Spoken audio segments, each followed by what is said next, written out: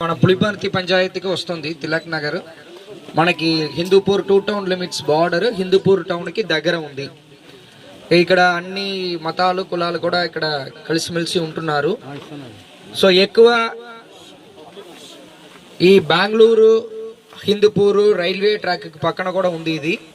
So ఇక్కడ దాదాపు 400 కుటుంబాల వరకు ఈ తిలక్ నగర్లో మాత్రమే ఉంది. చుట్టుపక్కల ఆర్టీసీ కాలనీ, ఇందిరమ్మ కాలనీ, తర్వాత డ్రైవర్స్ కాలనీ, సౌగత్ నగర్. ఎవరు మీరు కట్టుకున్నారో వాళ్ళు ఎవరికి మీకు రెంట్కి ఇస్తున్నారు ఇదన్నీ కూడా మీకే ఐడియా లేకుండా తక్కువ రెంట్ వస్తుంది కాబట్టి వాళ్ళ ఆధార్ కార్డు కానీ అడ్రస్ అంటే వాళ్ళు ఐడెంటిఫికేషన్ డీటెయిల్స్ ఏమీ లేకుండా మీరు ఇల్లుని అప్పుకిస్తున్నారు.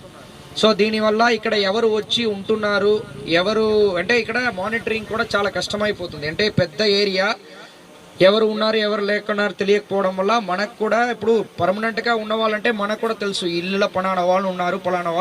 కొత్త వాళ్ళు ఎవరైనా వచ్చారంటే మనకు ఐడియా ఉంటాయి. అలాంటి ఐడియా మనం ఎక్కడ లేకపోవడం వల్ల ఇక్కడ నేరాలు కూడా ఎక్కువ జరుగుతున్నాయి. అది మీరు అందరూ గ్రహించాలి. గతంలో 2019 నుంచి 2024-25 వరకు కూడా దాదాపు 30 అఫెన్సెస్ వరకు ఇక్కడ జరిగింది. దాంట్లో దాదాపు 10 బాడీలీ అఫెన్సెస్, మర్డర్ కానీ అటెంప్ట్ టు మర్డర్ కానీ ఒకరిని కొట్టుకోవడం కానీ కూడా ఇక్కడ జరిగింది.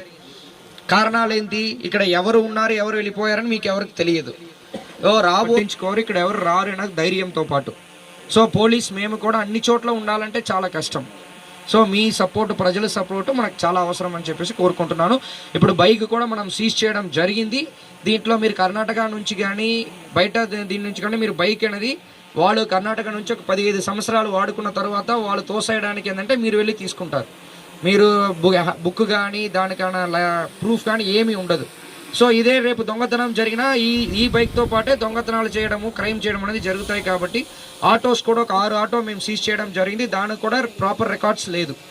ఓకే, సో ఇదన్నీ కూడా మీరు ప్రాపర్ రికార్డ్స్ ఇచ్చిన తర్వాత మీకు హ్యాండ్ ఓవర్ చేస్తాము. అదర్వైజ్ మీరు ఎస్ఐ గారి దగ్గర, సిఐ గారి దగ్గర ఎందుకు బుక్ లేదు, మీరు ఎప్పుడు తీసుకుంటారు, ఎవరి దగ్గర తీసుకుంటారు అని చెప్పేసి మీరు ఒకవేళ రాసి ఇచ్చారంటే దాన్ని బేస్ చేసుకొని వాళ్ళు డెసిషన్ ఇస్తారు.